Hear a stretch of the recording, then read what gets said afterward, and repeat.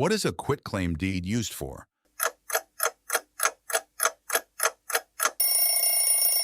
To transfer ownership of real estate with no warranties.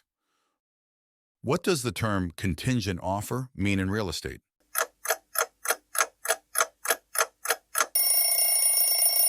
An offer that depends on certain conditions being met, such as the sale of the buyer's current home. What is a real estate appraisal? An estimate of a property's market value by a licensed appraiser. What does the term earnest money deposit refer to in a real estate transaction?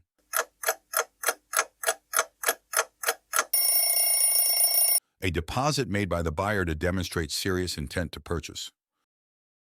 What is a seller's disclosure?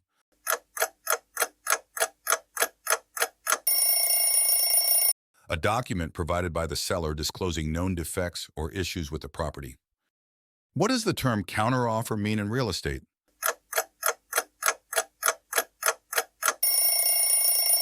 An offer made by the seller after receiving a buyer's offer.